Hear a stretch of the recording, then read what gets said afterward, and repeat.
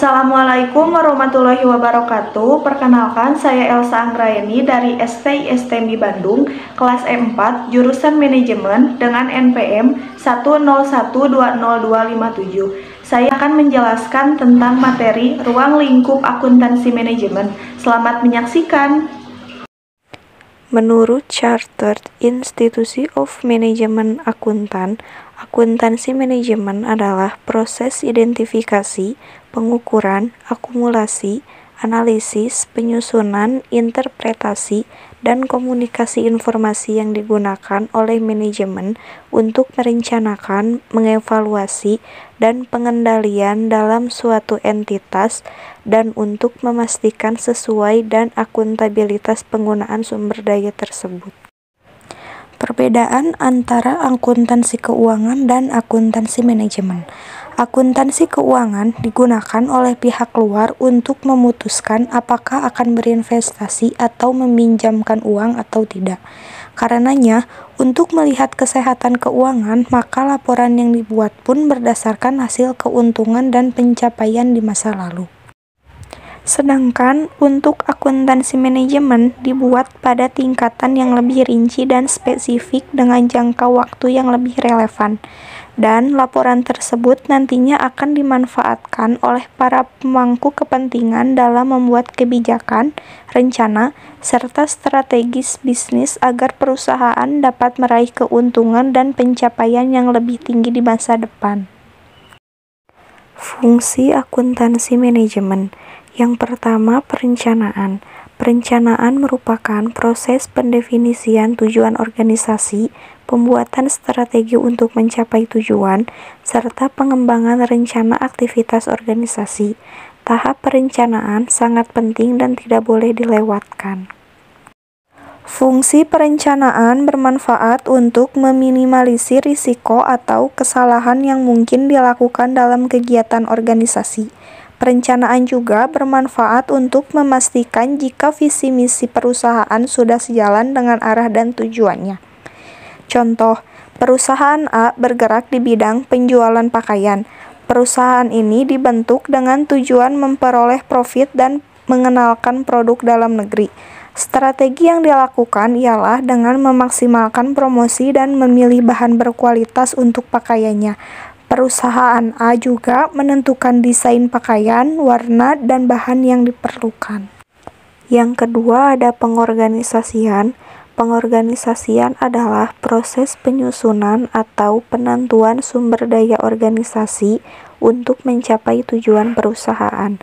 Sumber daya organisasinya meliputi sumber daya manusia seperti karyawan dan atau tenaga ahli, sumber daya fisik seperti mesin, tanah, dan gedung, sumber daya operasional seperti kebijakan, sistem informasi, merek, atau brand. Contohnya, setelah menentukan sejumlah strategi, perusahaan A merekrut sejumlah karyawan dan tenaga ahli. Perusahaan ini juga mengelompokkan karyawan ke bidang mana saja yang diperlukan, seperti penjahit, divisi pembelian bahan, divisi promosi, dan lainnya. Perusahaan A juga membeli sejumlah mesin dan peralatan lainnya yang dibutuhkan. Yang ketiga, pelaksanaan. Pelaksanaan merupakan proses penerapan atau implementasi dari semua rencana, konsep, ide, serta gagasan yang telah dibuat sebelumnya untuk meraih tujuan bersama. Fungsi pelaksanaan biasanya dilakukan dengan membimbing serta memberi motivasi kepada sumber daya manusia serta peningkatan kemampuan bekerja karyawan.